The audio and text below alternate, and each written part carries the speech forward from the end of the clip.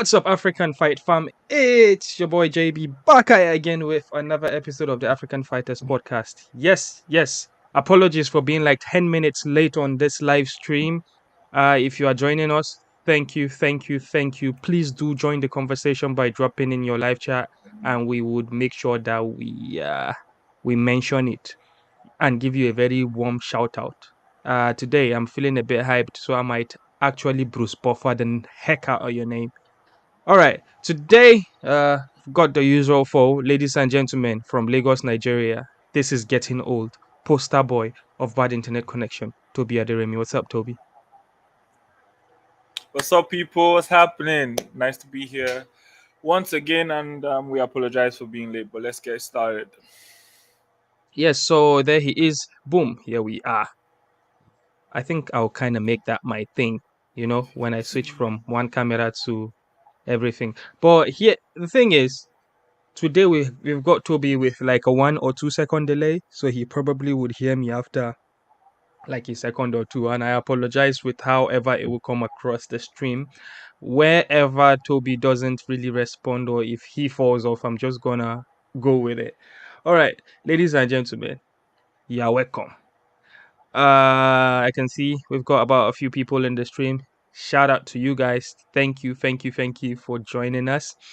And yeah, quick plug. Apparently I don't do enough plug for this. So we are on audio form. If by any reason you missed the video or the live stream, you can listen to us in audio form in wherever you get your podcast from. We are available and we drop immediately after the stream. So you could listen to us, put us in your ear. And we're also on Patreon. You want to be part of the conversation again, you want to be part of the hey yes. Themba the answer Gorimbo is here with us here today. Shout out Themba. Toby now your boy Themba day here. Oh. Themba of Africa, overall best in helping African population. Yes, so we are here. All right, ladies and gentlemen, we've got a packed day today. We are going to talk about Francis Ngannou took a trip to Joe Rogan podcast, and there were a lot of talking points out of that we would dive into. Mohammed Usman, Kamaru Usman's younger brother, was on UFC Fight Night in Vegas, the Apex card yesterday. We'll talk about that. We're going to talk about Themba as well, because we've got Chito Vera here with a nice gesture. We'll get to that. We'll talk about a bit about boxing, and we've got an exciting segment for you guys, ladies and gentlemen. We have from our Patreon, shout out to Christopher Graham for putting this together. I really love this list. Christopher Graham put on the top 10 African fighters right now based on momentum and performance in the last 12 months. So in the space of 12 months, people with momentum and performance basically rated top 10. So we'll go through Christopher Graham's list. And what is exciting about this is the fact that this is not my list, so people don't get to criticize me. We're going to criticize the heck out of Christopher Graham. And if you are in the live chat, Christopher Graham, please defend your list, because we are going to throw you under the bus. And at the end of the list, do stick around. We'll go from 10 to 1. So without any further ado, ladies and gentlemen, let's get straight into it. All right, Toby. We are going to start with Francis Ngannou. All right. Francis Ngannou was in the Joe Rogan pod, and a lot of things were discussed. One thing that caught my eye was basically the announcement. Well, not really an announcement. He discussed further, give more details about PFL Africa and what to expect. And there was actually a timeline this time. So this time he did mention that we should expect PFL Africa in the first quarter of 2025. Um, yeah, so there were a lot of things that we could react to because I listened to the whole podcast yesterday while I was working in my garden, and Toby only listened to bits of it. So you would hear me ramble more about the things I picked up from the conversation between Joe Rogan, that is, and Francis Ngannou. But well, let's start with the big one for us. Basically, the big one for us was the PFL Africa. So he did mention first quarter of 2025. And apparently, the business model of PFL right now, they are trying to put PFL Europe together where they would have like rankings out there and championship out there, and then PFL Africa would follow the same format of PFL Europe, where there'll be rankings, and then these fighters from these locations or these regions would accumulate at PFL Global, which is PFL as we know it today. Toby, thoughts about that? I am very excited. I got this news from you. I initially did not know about it, but PFL Africa, I'm extremely excited for it. I feel like South America and Africa are like two places where, in terms of just pure talent of fighters, like just naturally athletic people, like gifted with a lot of fighting talent. I feel like Africa and South America is where you get a lot of people like that. Obviously, the lifestyle breeds them for all of this, and so I am very, very, very excited for PFL Africa. Yeah, so as I told you earlier, I listened to everything. Some things that Francis Ngannou mentioned that I was really excited about was the pay. Because one of the biggest issues with our local fighter is they don't get paid enough.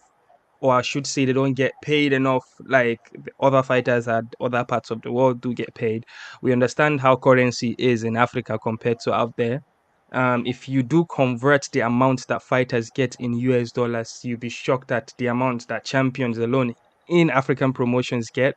But if you look at it from the promoter's point of view as well, you can only give as much as you make, basically. So if they make a lot, I guess they would think it's fair to pay the fighters. But regardless, PFL Africa comes with a business model that the fighters will actually get paid very well. That would make people or fighters, athletes, that is, to take the thing very serious, so they can take care of their condition and they will train properly. So what I think this has potential to do is, I'm Nigerian, yeah. So in Nigeria, the number one sport is football. And as you know, right now, if you actually follow football, Nigeria has like the best talents when it comes to strikers, right? We're pretty shit when it comes to defense and midfield. But like in the striking world, if you list the top 10 strikers in the world, there are probably two or three Nigerians in there. So Nigerian kids back home, they strive to go to Europe to play football. Hence why they religiously watch the game, they religiously craft their football according to a top athlete, take their training seriously, take scouting very seriously so they can cross abroad. Um if MMA gets that type of appeal, that Nigerian kids now they start thinking about Themba said Joseph uh Yobo. yeah, Joseph Yobo used to, well, he used to play. But right now we really don't have any solid defender in the Super Eagles. So yeah, African kids would take it more serious so they could actually cross over. So I think that's another way to look at the development regarding PFL Africa. Another thing I read somewhere is that PFL had like a huge influx of cash from the Saudis, and that the Saudis have interest in Themba is out here dropping. I did not know Themba used to watch football like that. Yes, Celestin Babayaro. Toby, do you know Celestin Babayaro. Babayaro? Yeah, he used to play for Chelsea Of and course, Newcastle. of course. I'm a Chelsea fan. I actually started watching Yep. Chelsea because of Celestin Babayaro and John Obi Mikel. So Themba does know his football. He probably doesn't watch anymore. Um, Yeah, so I think that's what I picked out from the whole PFL Africa situation. But from our Yeah, title, we quick, said quick. we said. Yeah, go ahead. Yeah, I wanted to ask you a quick question as to what do you think in terms of PFL Africa and how it affects the other growing promotions in Africa? So I know there's AKO, there's a couple of other fast EFC. rising promotions, EFC. There's this one that is from North Africa. I don't know.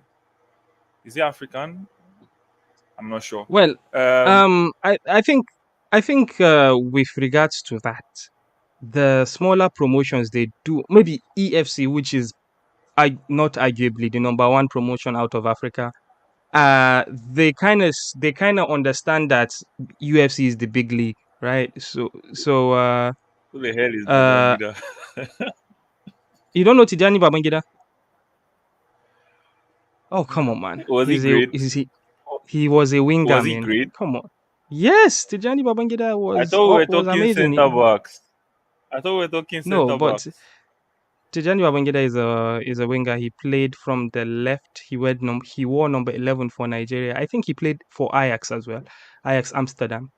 Anyways, Yes. back to So yes, yes, yes, yes. So where was I? So top promotions understand that fighters would want to go to the big leagues. In this case, UFC, and the more they go to the UFC, the better for them. Because you can see, EFC started promoting Themba Gorimbo when doing the Rock Johnson posted him, or when he was in the UFC when he won. EFC, they promote the hell out of Dricus Du Plessi and their former bantamweight champion is a Cameron Simon. So they understand that even for bigness, big day. You understand? So I think if there would be a rivalry, it would likely be between EFC and PFL Africa, because EFC might try to put something in that contract of the fighters that you can only go live if you are going to the UFC. Because I heard a few stories about the leadership down there in the EFC. They are with regards to the fighters, they would have to ask for permission as per their contracts to go and fight in other organizations. That is, if they don't get fights from the EFC. I heard something about a very talented fighter who wanted to. He was paid peanuts to fight, basically, and he didn't want to fight. He did not accept the fight, and then he asked for permission to go and fight in the Middle East, and they did not let him as per his contract. So maybe there will be a bit of that. I guess at this point, fighters would have to be smart with the contracts, especially in EFC. that, I think do maybe you with do with you with think with other promotions like African Knockouts, maybe those promotions could be a pool for PFL Africa to pick fighters out of there and recruit them. Basically, they could have a deal like that. But what were you going to say? yeah, you were saying something about the leadership of the EFC, and I don't want us to go away too far away from the topic, but I remember we did an interview with I'm struggling to remember his name now, the goat of the EFC. What's his name? Igu Kabesa. Uh, yeah, Cabeza, and he specifically told us that he was trying or he was close to getting into the PFL. Do you think that this PFL African thing helps in that regard, Yeah, or it is does. that It does, blocking? but Is that part because of what is blocking the move currently? because it depends on the magnitude that the reach of what PFL Africa is going to be, the the magnitude of the events that they are going to be putting the production, and then the money that comes with it. Because according to what Francis Ngannou said, no promotion can pay what they would pay. You understand? Because PFL right now, it kind of looks like they are not in the business for profit. It kind of looks like it is what AEW is to WWE. They've got the money, so they want to splurge it. Not really splurge it, but try to promote the sport. And I really think if MMA catches on in West Africa, and the kids out there, the boxers and the wrestlers and the kickboxers and all those guys kind of understand that, okay, this could be a way out of my situation. I could make money, decent living from this. Think I think they'll be onto something when it comes to growing the economy and all that. So yes, those are my thoughts. I don't want us to indulge in this topic too long. uh I don't want people to assume we're clickbaiting them. But I would like to talk about this deal of Francis Ngannou really talking about more details about his conversations with the UFC before he potentially left the contract or left the promotion and then signed with PFL. One thing that caught my attention was the fact that apparently in their deal there's something called a sunset clause, which means that uh, he spoke about things I didn't know that are part of the UFC contract, like it's called sunset clause, and then there's this one with the extension clause. So if the UFC propose a fight for you, and for whatever reason, with sickness or whatever, you did not accept that fight, they would send you they will send you an extension of your contract. So that is in there, and also there is something called the sunset clause, which means that you with either they give you a fight or not after 5 years you would you will be out of your contract, which potentially that was what happened to Francis Ngannou, that he left his contract in December of last year. He wanted to leave his contract, but he couldn't because they were deliberately slow with booking him, even when he was a contender, which I think was a bit petty and unfair. I would say that there are a few guys at the top of the hierarchy. There's Dana White, there is Mick Maynard, and there is I forgot the third guy. Um, he's Francis Ngannou spoke very highly of, I believe, Mick it was. So he feels like he's actually being blackballed by Dana White, which is more revealing because he started putting the characters together. He was even talking about some negotiations that they had. But generally, what do you think about the fact that Francis Ngannou exposed more about his dealings with the UFC? And do you have anything that caught your attention the most? Uh, this I feel like I want to hear both sides of what is going on, because a lot of the times when we've heard about Francis Ngannou speak on his contract situation, there's really not been any spokesperson from the UFC to say, okay, this is how we saw it or blah blah. And I don't want us to just like, I'm not saying Francis is not giving completely accurate information, but obviously we can't just run with that. But that being said, I saw when he said, they blocked him from, they cost him a couple of sponsorship deals, they did this and that, blah blah.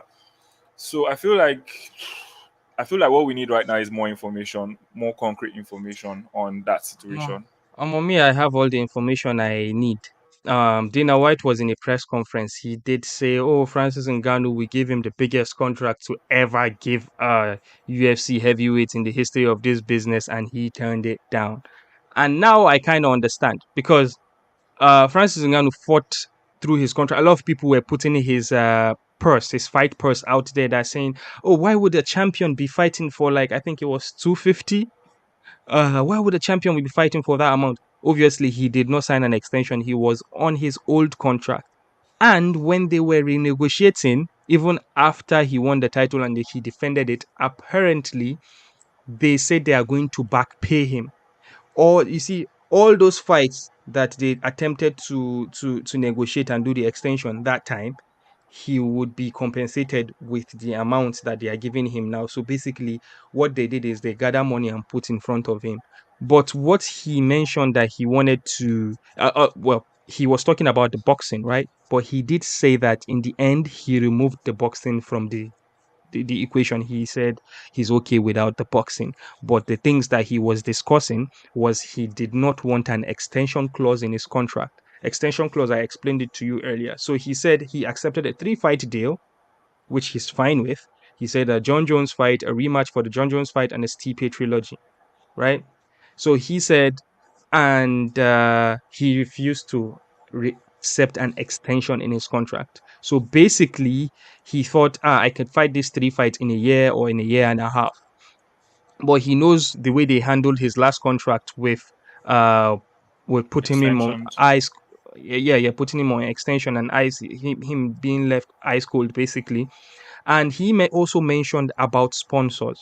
He needed a clause where he could get his own sponsors, which he mentioned that he was in negotiation with a cryptocurrency company.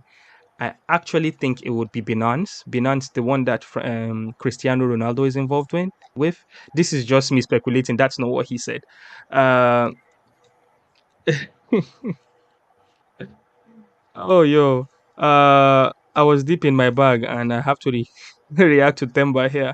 He says, this boy is too young. There's Kanu, there's Babangida, there's Babaro, there's Okonkwo, there's Yaro, Haribe, Pascal.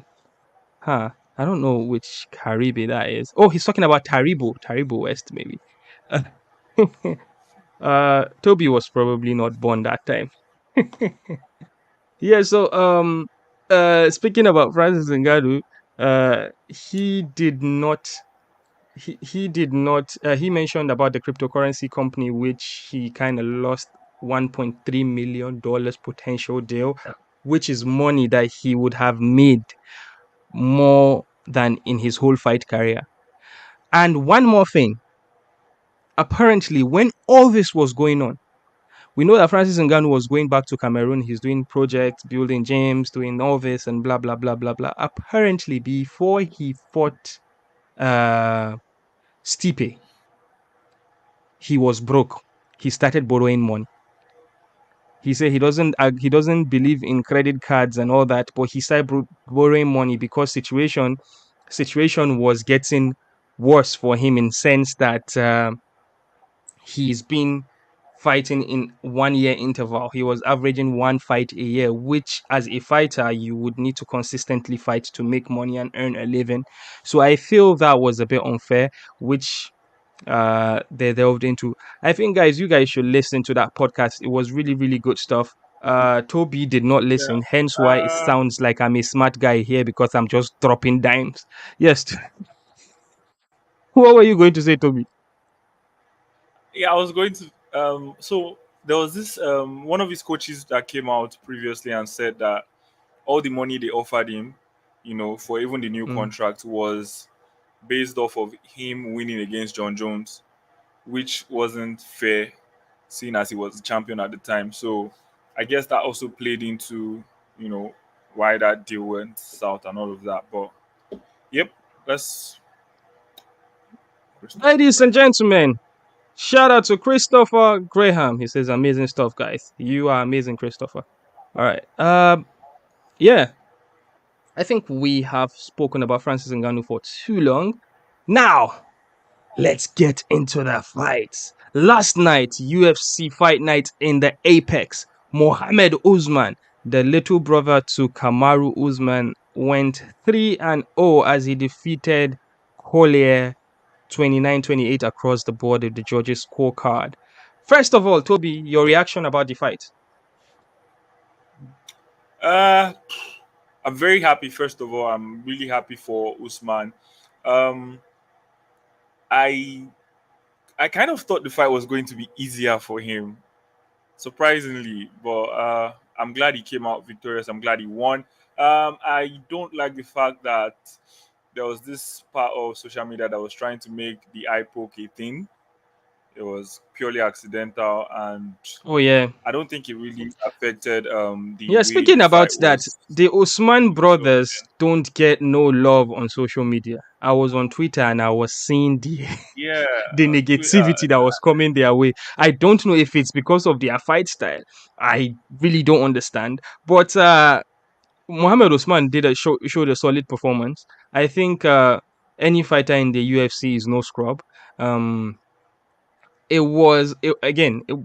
Usman came into the fight a big favorite. If you look at the record, you would also obviously think that Usman would dominate the fight. But the first round didn't look very good for him. He got wobbled. But in the second round, after that eye poke, momentum kind of swung. And I wouldn't think it's because of the eye poke, because before the eye poke, he already started making damage because Collier was already bleeding in his face with those jabs he was eating and the counter strikes that Usman was landing. He did amazing work with his footwork. I really, really think he has underrated striking. Uh, Again, I see why he is a heavyweight. He refuses to go down to light heavyweight because those guys would be much quicker than he would be. And yeah, one of his biggest attribute, or I should say his biggest attribute, is his grit, because he was staying on it, and then in the third round he wrestled to complete the fight. Tumbosun said, Tumbosu Oyenuga, shout out Tumbosu Oyenuga. Only saw the last round. He looked okay, but him surprised he didn't finish the opponent on the flat, that flat on their back, like that. Yeah, I did see a lot of opening for him to get some like submission in there, but he kind of looked to be enjoying his half guard or side control. He enjoyed staying there, so he was just doing the pound, ground and pound for there. But he actually almost got stuck in a Kimura with like 1 second left.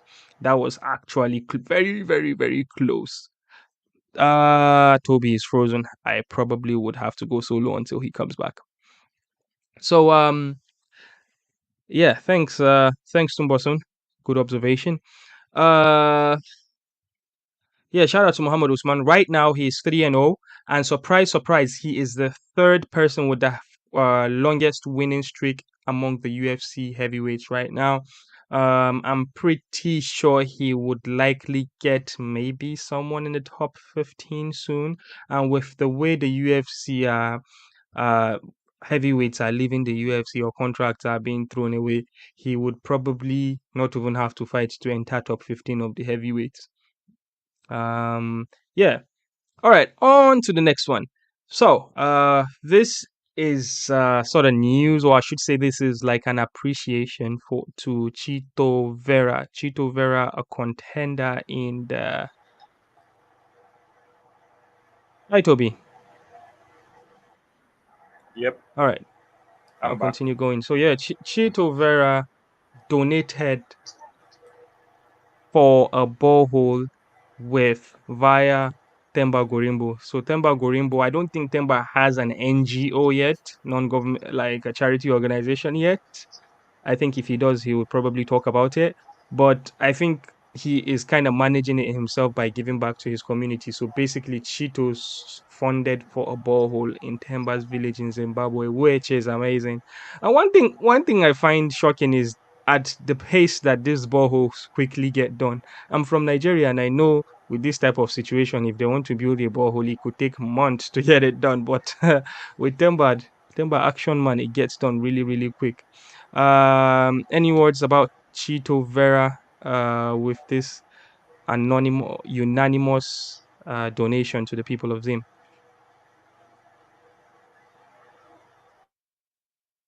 Obio. Okay. Okay. All right. So Uh, moving on. Oh, okay. He's here. Big ups to him. Yeah, I was just saying, like, thank you on behalf of the people of Zimbabwe. I Themba is here. He should be able to, I don't know, give us a little bit of hint. How long was this in the works? But yeah, amazing stuff. I love to see when people give back to places where they are from. It just, shows that there's still a connection. And I genuinely love the guy and Themba, of course.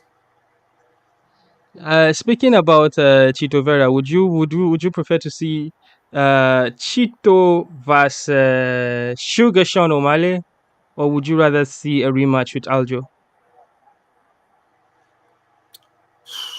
In the spirit of fairness, I think Aljo deserves a rematch, even though they don't like him very much. In the comment section or But in it's the not live gonna chat, happen. please do tell us who Sugar Sean should fight next. Now with this one borehole, I turn my favoritism to Chito Vera. He has won a fan in me. Yes, I am biased like that. Yes. Tumboson thinks a rematch with Aljo will be fair. All right. Moving on. Zheili Zhang. That is the big bang. He knocked out Joyce here in London. I'm not in London, but here in London, I believe it was the OVO Arena. Third round, flush, knockout straight down, straight right. Uh, oh, Themba wants to see Chito versus Sugar. Of course, Themba. Of course, Themba. We know where your allegiance lie. With that generous donation, you must obviously favor with him. Um, Toby, I hope you are with me. what's your take about the knockout of Joe Joyce? Joe Joyce getting knocked out in his attempt to try to defend. Well, no, he's trying to get to win his to get his title back. Basically, what do you think? Oh boy! All right, so we've lost him. Uh, I think that going into the fight, Joe Joyce, in the first fight, Joe Joyce was fighting without moving his head. He throughout his career, he has been notorious for having a solid chin and relying mostly on his chin, stepping forward and making it dirty like that. But your chin could take you as long as it can. And in his first fight, he kept on receiving that. He had no answer to Zhang's left hand or left punch, and we thought that okay, he must have learned. And in this fight, in the rematch, we saw him circling to the right. So he was avoiding that left hand, but obviously he did not learn properly. Before I get your opinion about that, Toby, I'm gonna just talk about this here. Tomosun says the UFC bigger Aljo up as the best bantamweight of all time. Regardless of Aljo's reign, he defended 3 times. That rematch worthy in my eyes. Or the UFC bigged him up. Yes, me, what I think people don't understand about Aljo is the fact that he came back from a surgery that major surgery that a lot of people will not come back from. He had a disc replacement in his neck, back of his head, a surgery to put something there, and he still came back and still grappled because grappling is very, very, very difficult to do and dangerous. He grappled his way into title defense against Pierre Yan. I believe he defended one more time. Did he? Can't remember. Oh yeah, he beat Cejudo, and he lost to Sugar here. So I think even as a story with him coming back from injury like that or coming back and recovering from his surgery like that, I think we need to put some respect in his name. And I think a rematch will be fair. But again, I'm biased because of that Borehole. I want to see Chito Vera get a crack at the title. But what do you think, Toby? Yes, let's go back to the boxing, Toby. What were your thoughts about the way Joe Joyce lost last night? I was not impressed by the slightest. Okay, so the last fight was in when April, I think. May, June, July, August, September, about 5 months away. I felt like that was not enough time for the eye to heal. It was clearly favoring the eye from the start of the fight. I feel like he was caught in two minds. He was trying to avoid the left, but he couldn't fight, the way the normal Joe Joyce will fight. And so at the end of the day, he just ended up being in no man's land. I don't know where he goes from here, but that was not a very confident performance at all from Joe Joyce. And yes, I can't just take I'm not taking anything away from the performance from Zhang. He was absolutely amazing. Wonderful stuff. It's Zhang, Zheili Zhang. All right. Sorry. Before Zhang. before we go, we've got one from Themba. Themba says Aljo doesn't sell anything, man. Him and the other guy can't put seats in the arena. Honestly, that's why UFC probably didn't like them. Yes, at the end of the day, we know that Dana White is a businessman. Remember when he quickly mentioned rematch for Israel Adesanya against Strickland because he knows who the draw is. He knows who the big draw is, and I think Sugar Sean versus Chito Vera the rematch might be a bigger fight than Aljo. But here is my thought about that. Quick question. Yeah, In wait. all right. Let me talk. All right. Here is my thought about that. I actually think that if Aljo or Chito fights, if Aljo fights Sugar, right, rematch, or Chito fights Sugar rematch, I think the main factor is Sugar. Sugar is the biggest draw. And I don't think there would be that much of a difference in their pay-per-view sales or in the attention that the fight will get. I think the fight will probably get more buzz if he fights Aljo, to be honest, because Aljo went on a streak of being cringe, right? When he lost with when he won the title, the way and manner he won the title, and then he continued riding the wave of being a cringe person and doing cringy stuff. I think I think Aljo has more stock than Chito Vera. Now, his fighting style, is it more exciting than Chito Vera? No, it's not. But I think when it comes to drawing power, I think there isn't too much of a difference. The bottom line is Sugar Sean O'Malley because he's the biggest draw among all of them. And Themba also says also lack of clarity to who you are. If you are confused as an individual and people can't relate to you, it's hard. Look at DC and RC podcast. They after the loss to Sugar, they even laughed about it. What do you think about Themba's take here? I was going to ask you a question to see whether it's just a matter of selling tickets. So, in your opinion, would you say Kamaru Usman is a very sellable champion? Do you think he sells out arena, or would you say Stipe Miocic when he was champion? Do you think he was the most exciting person to watch, or the most exciting person to help sell an arena? Um, well, people will not like like me if I say that Usman is not a draw, but Ah, Usman is. I would say he was having the best Robin to his Batman, right? Because I think the least pay-per-view he probably got was with Gilbert Burns, but every title defense he had after that was like there was like a built-in story. Like that was like, for example, the Fight Island situation and the Kobe Covington and the rematch with Kobe Covington, the two fights with Masvidal. uh, wow, Usman has fought a lot defending the title. But yes, I think Usman is a draw. We've seen him in Hollywood doing his thing. Just last weekend, he was in Italy. He's trying to push through the pop culture market. But again, I really, really think that the reason why Usman was selling pay-per-views is because he really really had a very good B side when they were fighting.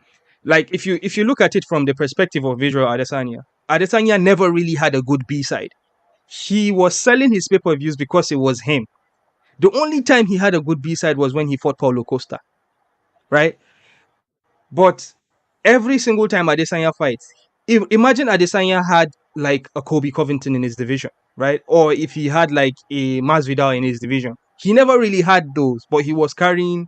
That's how the star power is. I But okay. I understand. I understand from the perspective of you're trying to sell fights, but at the end of the day, people are going to be who they are, right? Um, I know that Aljo doesn't. It's not the most loved person, obviously, because he says some things that are just weird. But in terms of the body of work and how they seem to rate him highly, right? And fighters that they Mhm. rate highly, that they feel have done a lot of things, they get their shot. Usman got his rematch. Stipe got his rematch. Even the guy he took the belt off got his rematch. So I feel like it's just borderline disrespectful not to give him that, seeing as you put him in a very difficult position, having to fight, injured or not properly recovered after facing, somebody who is as decorated as Cejudo. So I just feel like, from a point of fairness, I feel like he deserves the rematch. Okay. Let's go quickly go through the comments. He built himself Here into a Temba was talking self-made. about Yeah. the reaction in the DC podcast about the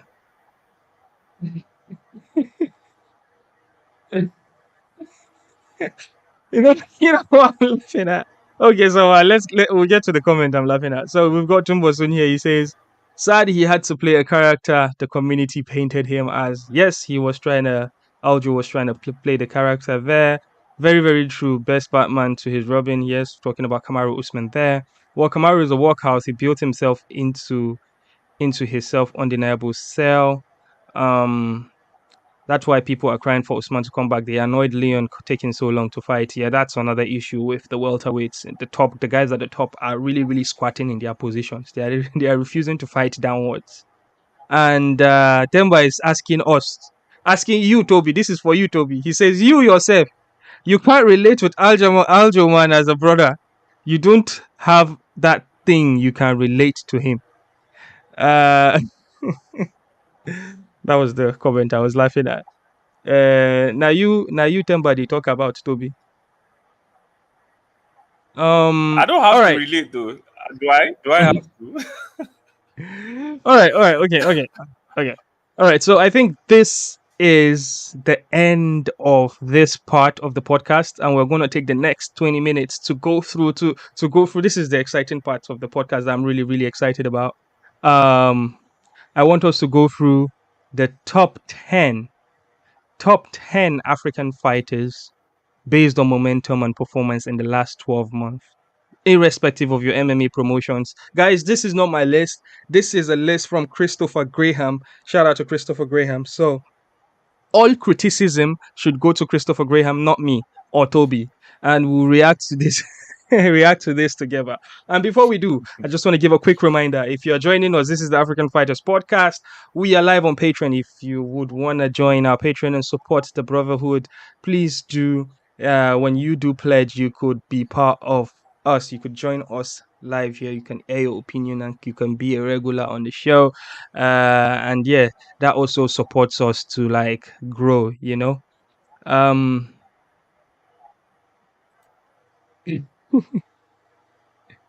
oh, Themba says we should go to the podcast.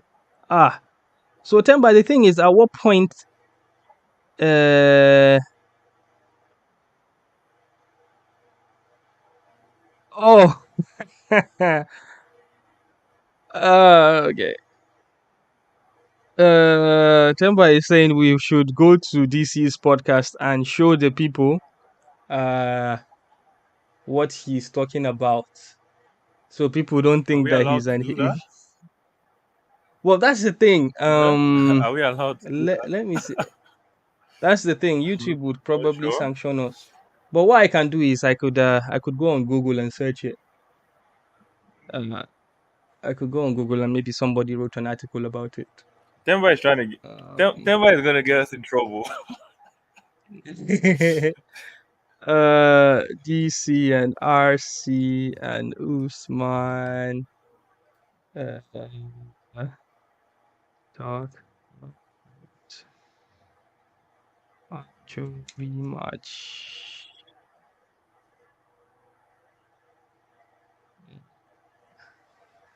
Hey, Omo.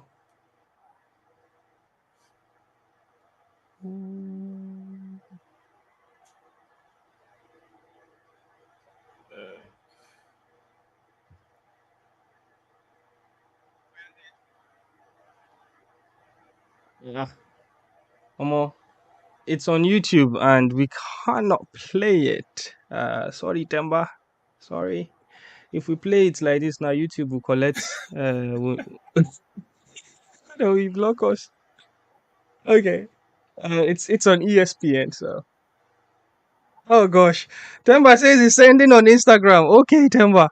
All right, ladies and gentlemen, this interlude is brought to you by Themba and Gorimbo.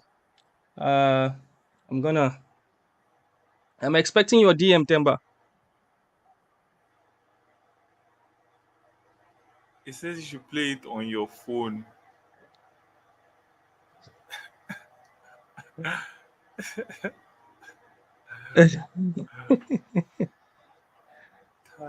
Tani Fajisha. Oh boy, Themba, the video na 50 minutes. So how we go do this one? It says played at 22 minutes. Oh, okay, 22 minutes.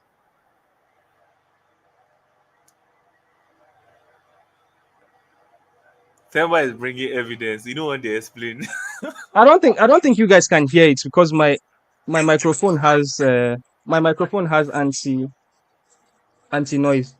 But I would listen and I'll tell you guys what DC is saying.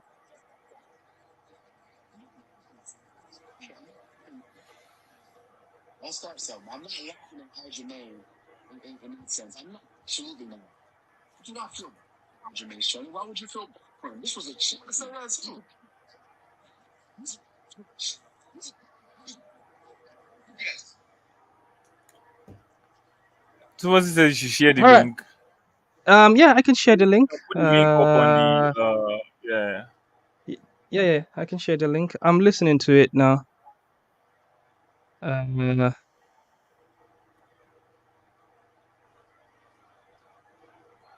all right.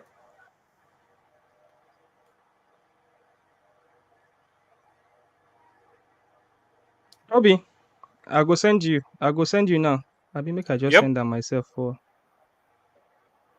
WhatsApp.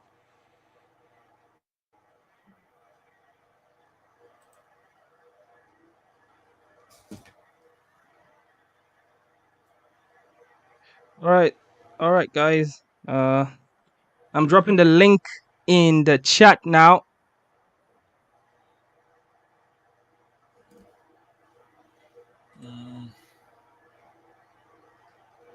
They explain properly. If you don't have that thing, that even the brothers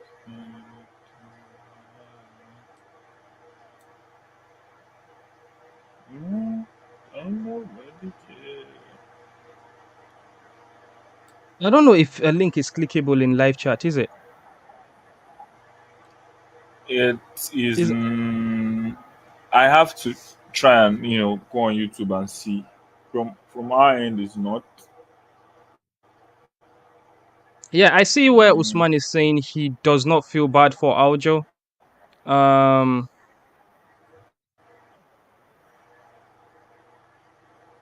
Oh yeah, someone said all it right, so is. it is clickable. All right, so here's what I'm gonna do now.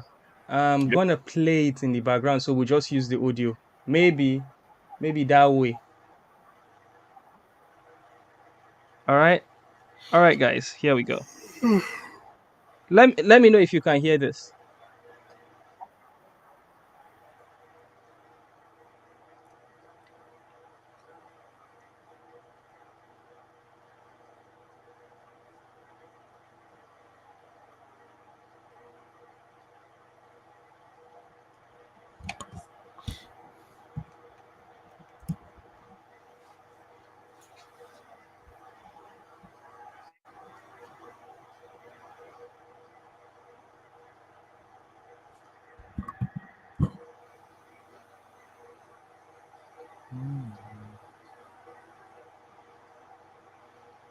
Mm-hmm.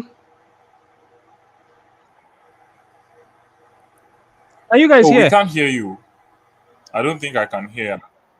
No, What? What? Can you hear you've the video? started playing it already. Wow. Oh, you guys couldn't hear it. No, Oh no, no, crap. no, no. Your microphone Oh, I won't see let why. that happen. Okay, I'm gonna share now.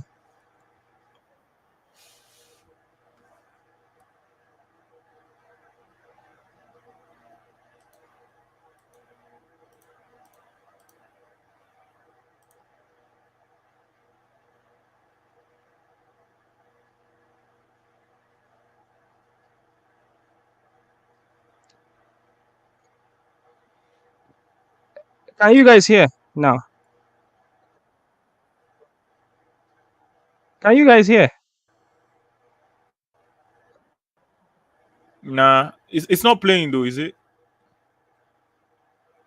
No.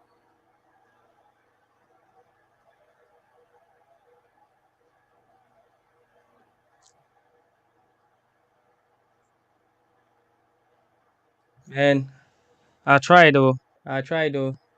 It's not showing. All right. Let's Uh. move on. All right. Let's move on. All right, guys. The link is there. Please do go and listen. All right. Let's go. Top 10 African fighters right now based on momentum and performance in the last 12 months, guys. All right. This is going to be a list from Christopher Graham again. Shout out to Christopher Graham. He was in the comment section 2 minutes ago. All right, guys. So we'll go through 10 to number 1, and then at the end we'll just mention the honorable mentions. Okay. At number 10, ladies and gentlemen, we have from Angola, I believe, Demat Pena. All right, so Demat Pena is currently the bantamweight champion in RSFC. He is arguably one of the greatest fighters to come out from Africa even before he stepped foot in Europe. Demat Pena is he had a bit of a controversy in his career, ladies and gentlemen, where he was in trouble with whatever testing doping agency they had in South Africa, but he had cleared his name, or he had explained basically. And after a long stint, a couple of years of not fighting, his fight back was a title fight in RSFC against Lapilus. Lapilus is a current fighter in the UFC. And ring rust was a thing. Or if you think ring rust is a thing, watch that fight. It did not end in a nice way to say Lapilus won. But then, since then, Demat Pena is on a 3-fight winning streak. He is a champion in RSFC. And in the space of 12 months, Demat Pena, ladies and gentlemen, is 3-0. And with that, Demat Pena is number 10 on the list according to Christopher Graham. Your thoughts, Toby?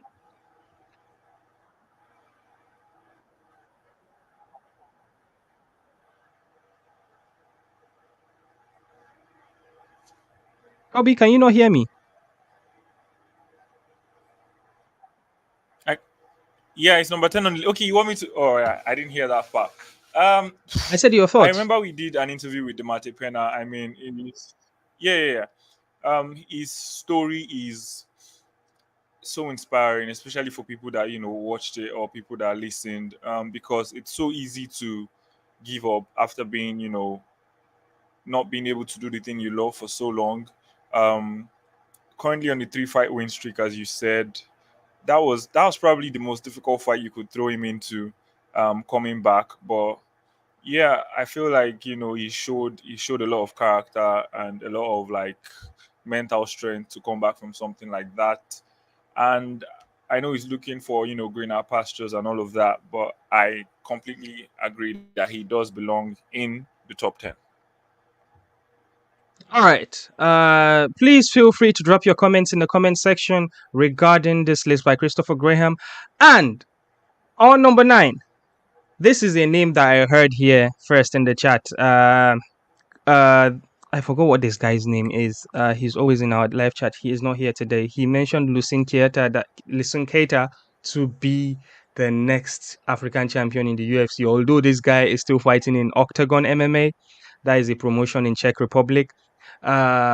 Lucien Keita. I'm so sorry, guys. Is from Guinea Conakry. He was born in Guinea Conakry, based in Belgium, and at some point he had the champ status in Octagon MMA. Recently, his only loss was from a freak accident when he was trying to unify the bantamweight, I believe, title of Octagon, so he could be a champ. Because the first title was the bantamweight title he had was an interim title. Sorry, it was the featherweight title he was trying to unify. So his story is incredible. If you would go on YouTube and search him, you would see that he is a kid that was in so many fights. He spent some time in prison, came out of prison, and bang, he started training. Louise is I'm just gonna play a bit of a highlight here of Louise. Yes, he's got some very, very crazy knockout power. His striking is very, very impeccable, if that is a word. Uh, His story amazing. He's living the life. He fights in like sold out arenas, 20K people chanting his name. That is already superstar status. What do you think, Toby? Yes.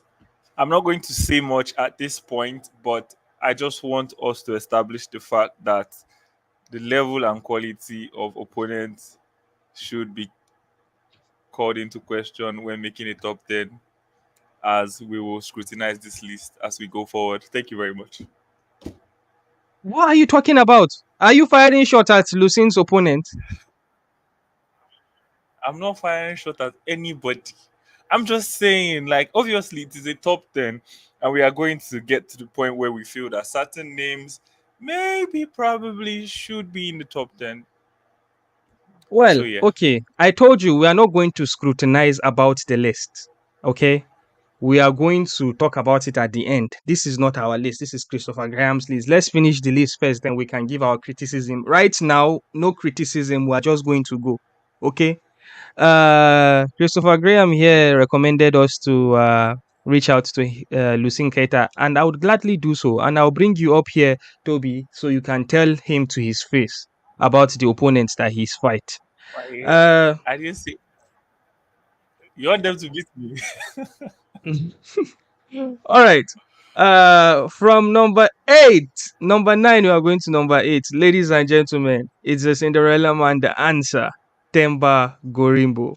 All right, so Themba Gorimbo, uh, in the last 12 months, he is 1-1, and in the last 12 months, he is the most trending fighter out of Africa. He had like over 100% growth in his social media followings. I believe out of South Africa, Themba Gorimbo has the most following as an MMA fighter. So shout out to Themba Gorimbo. Toby, your thoughts of Themba being number 8? Yes. When you're talking about Themba, you're talking about the friend of Dwayne The Rock Johnson. You're talking about the builder of boreholes for the African people. You're talking about a man who is so interesting. I know he's so generous. He shows up to the African Fighters podcast every week religiously. So, yes, he definitely does belong in the top 10. And, okay, now let me be serious. Yeah, I feel like Themba is on the up and up. I think that um, it can only get better for him, going forward from here. It can only get better as a fighter. We are seeing steady improvements since he stepped into, the UFC. So, yes. Speaking about Themba's Yeah, momentum, Themba, builder of balls. Okay, so here's the thing, yeah.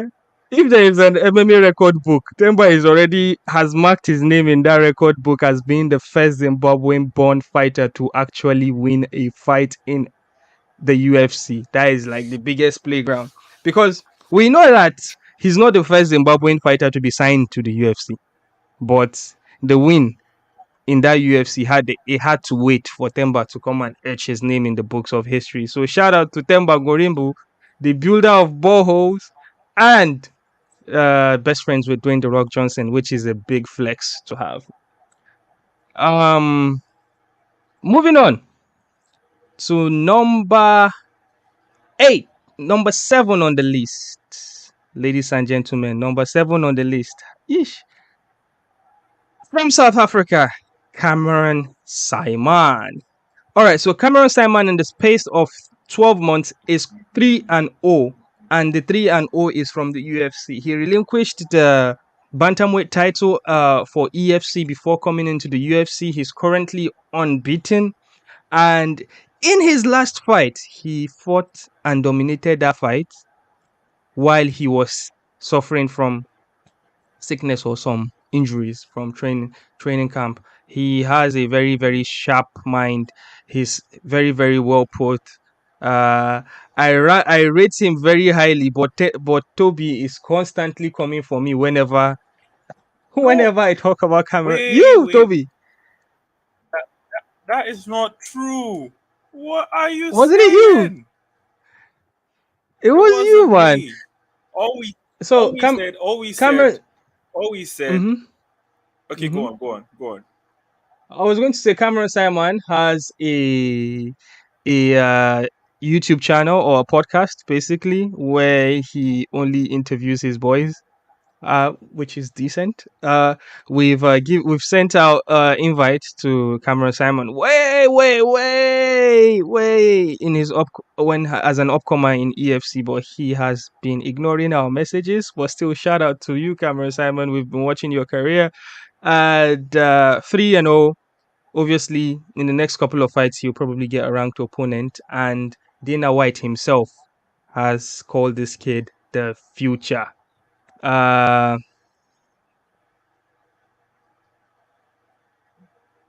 Themba here I'm not says, in the I'm top not 10 in the yet, top but 10 wait to yet, see but me. wait, next 12 months, it will be a different story. Oh, come on. When it comes to momentum, Aw, Themba, Themba this is year trying to is be your year. humble. Oh. Aw, that's Yeah, so cute. Cinderella man. This year is your year. All right. Christopher Graham says Themba is the man. Shout out to Themba. All right. So let's go from Cameron Simon. Oh, okay. So this gets interesting now that we are moving.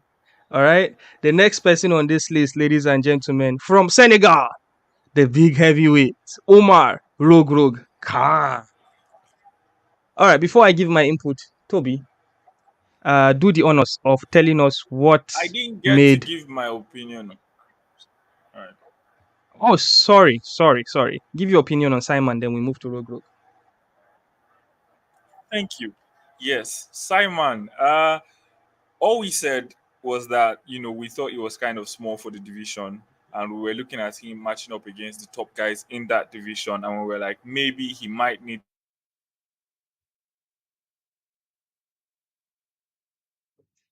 Uh-oh. Oh, we lost Toby there. All right, so I think what he was trying to say is he feels that Cameron Simon is a bit small for his division, and he probably needs to move down because of the amount of killers in that division. Isn't that what you were trying to say? Can you hear me? Yeah.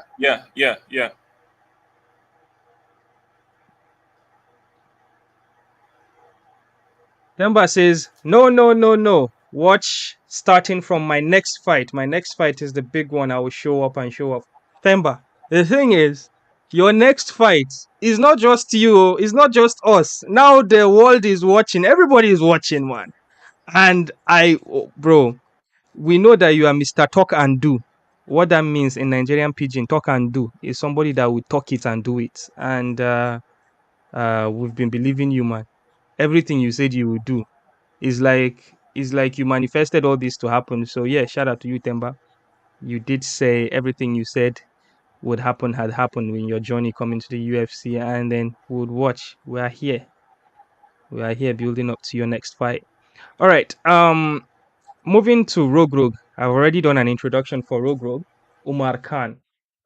All right. So Umar Khan here, from Senegal. What your thoughts about Umar Khan in this list, Toby?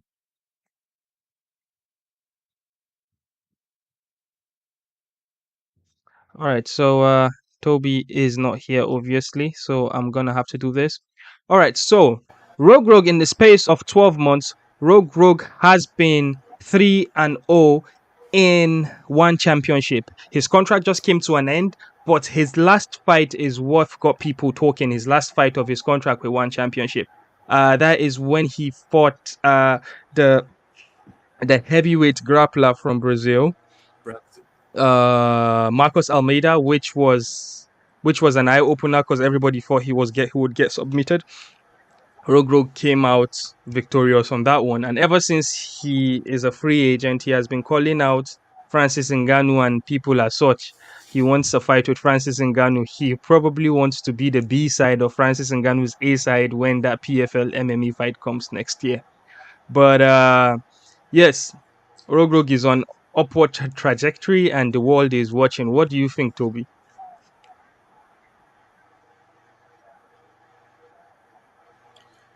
Yes, Rogue is absolutely something. He's a force to be reckoned with. That's how I like to think about him. He's so strong, so big, so talented. Its sheer strength alone stood out against a Brazilian grappler, jiu-jitsu specialist that could not manage to, put him in one of them holds, one of them chokeholds or whatever it is. He was just literally just too strong, right?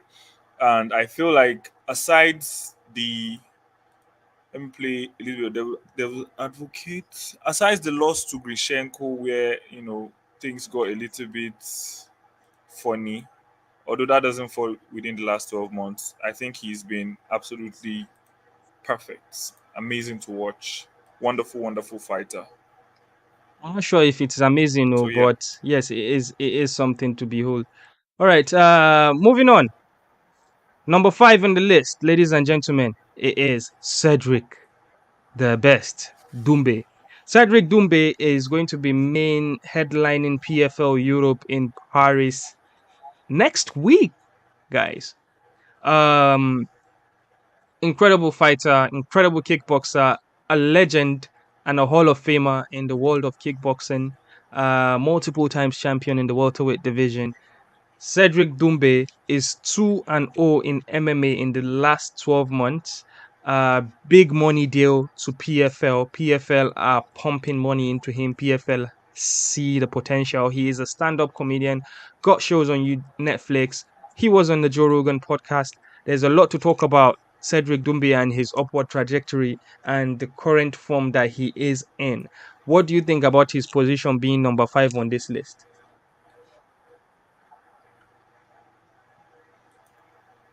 Yep, absolutely. This is a guy that I would love to see.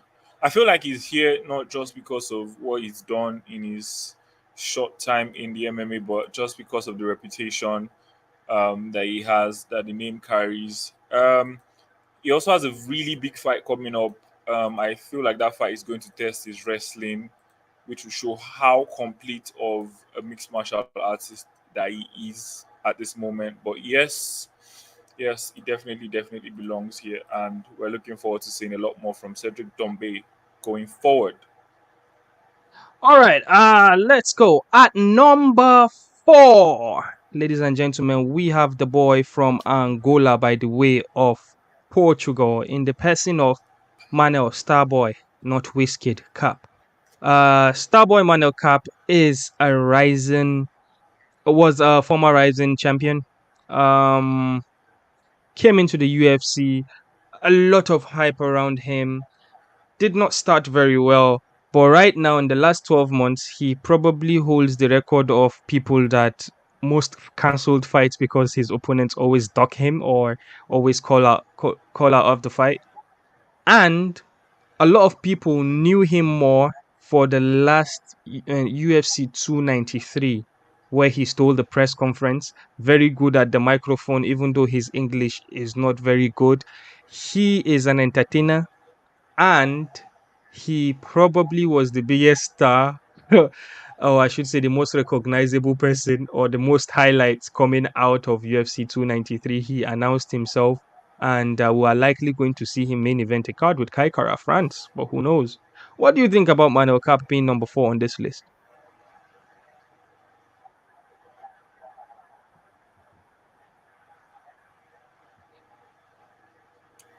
Uh Manel Cap. If I am the poster boy for bad internet, Manel Cap is the poster boy for cancelled fights. But yes, he does belong in the top 10, definitely. Manel Cap, drop the mic.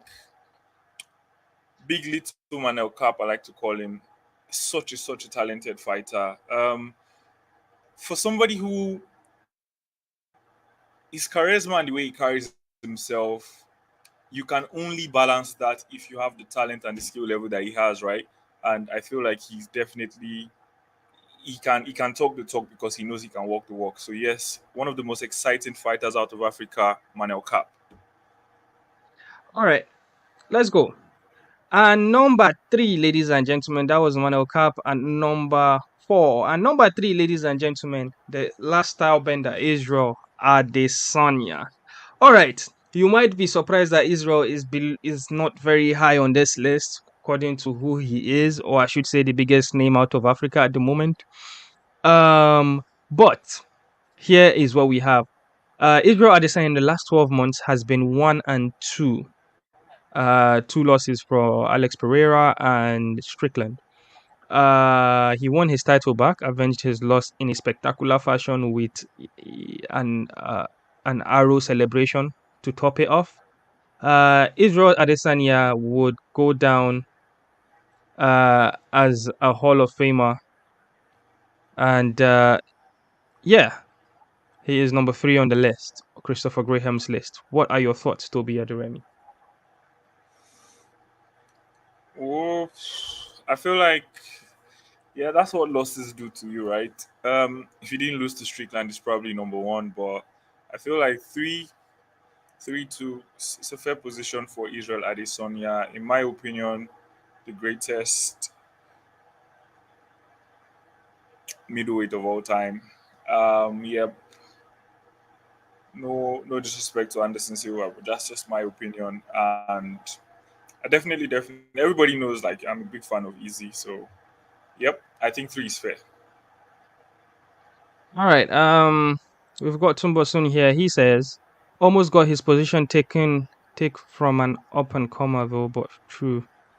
All right. I really don't understand very well, but He's let's talking move about Manuel on. Cap in his last fight against what's his Ah, name? oh yeah, the Brazilian guy. Ah, I see. I thought he was Yeah. talking about Easy. Okay. All right. And on number 2 is the second entry by a South African. Ladies and gentlemen, is Dricus Du Plessi. All right, so Dricus in the last 12 months shocked the world. 3-0, currently ranked number 1 middleweight. Actually, number 2. Would he be number 1? Number 2, because Easy just lost the title. He moved himself to be a number 1 contender, clear-cut number 1 contender. Beat Robert Whittaker, who is arguably one of the best of the best in the world. Beat Darren Till, beat Derek Brunson. Crazy stacked list of fighters that he beat there recently. And he finished Robert Whittaker. Incredible. The sky is the limit for Dricus Du Plessis right now. It's only a matter of time before he gets his hands on that title, according to him. What are your thoughts on Dricus being number 2 on the list?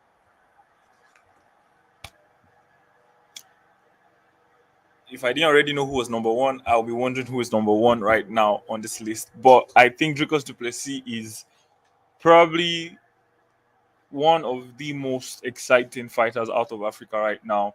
He is so unorthodox, and that makes him very, very entertaining to watch. But I think that he, along with Cameron Simon, the prowess of Team CIT, a lot. Um, I can't wait for his next fight. Actually, I can't wait for his next fight. Such an amazing fighter to watch. Very interesting, very explosive.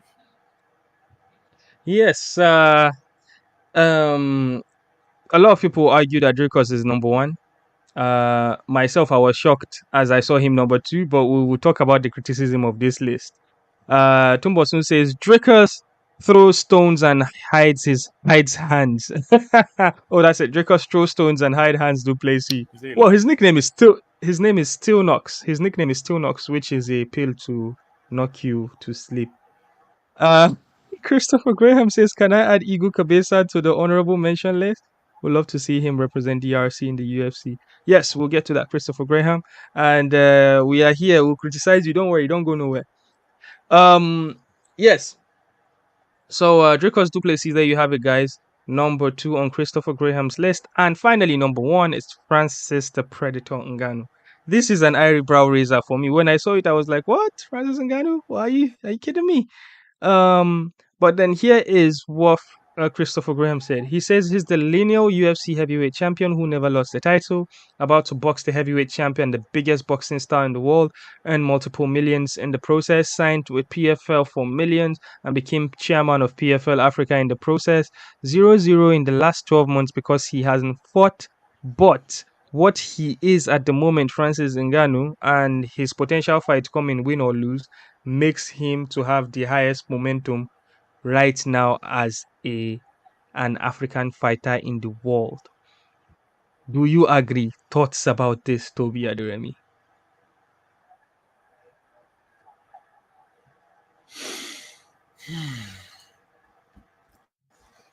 Based on his body of work, yes, he's definitely right up there with the very best. But my only is the last 12 months we haven't seen Francis Ngannou do anything since the start of 2022. This is September of 2023, so it's kind of difficult to make a case for him being number one. What do you think? Um, I think sheesh. If we look at the criteria of the list, it says momentum and performance. So if it's about momentum, Francis Ngannou probably has the highest momentum right now, but performance is absolutely not there. So I'll probably put him in the middle of the list. But regardless, we can't wait for the biggest payday in Francis Ngannou's career.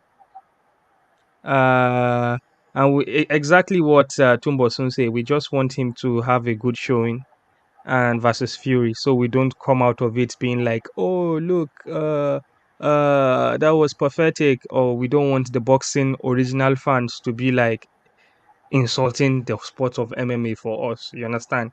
We want a good reputation, and we want people to be just like Logan Paul and Jake Paul versus Nate Diaz. A lot of people thought Nate Diaz would be mobbed on the floor, but that wasn't the case, was it? So Nate made a good showing of himself. So yeah, we are here building up to the fight with Francis Ngannou. We will be out here, ladies and gentlemen. All right, so that's it. That's the list.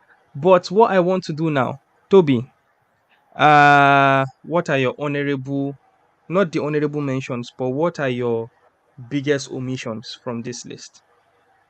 Then we'll go through the honorable mentions after.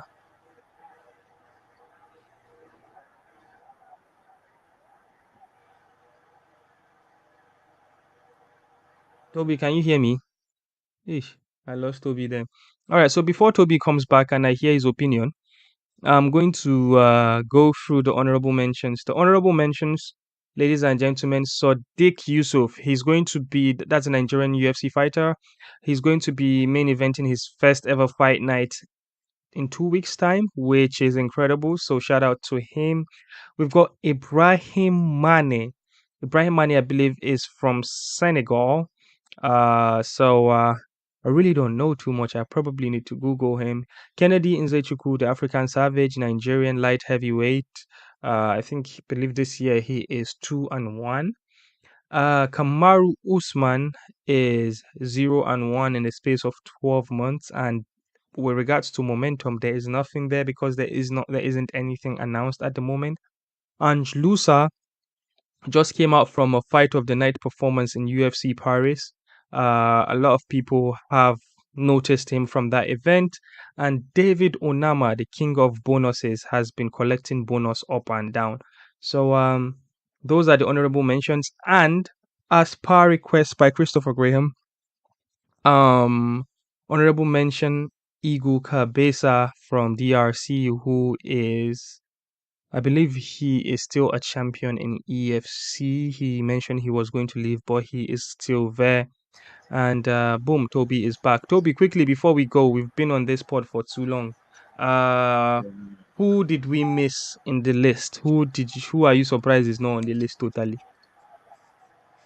Yeah, Sadibu side. The moment I saw the list, I thought Sadibu deserved a place on the list. He's been doing amazing things in the PFL. He's about to be back-to-back champion. One fight to go. So yes, I definitely think he does belong on that list somewhere. All right, I echo that with you. I agree. And then, is that the only name you've got? I think the other ones are in honorable mentions. It's just a matter of Oh. do they belong on the main list. I feel like David Onama has had a phenomenal period, in the last couple of years. His only loss came by majority decision in a very, very questionable fight. So yeah, I feel like Onama deserves a place on the list, but in the honorable mentions, the rest of my guys are there. They're chilling there. All right, guys. This has been a long one. I think this is the longest podcast we've ever done. Ladies and gentlemen, make sure you like and subscribe.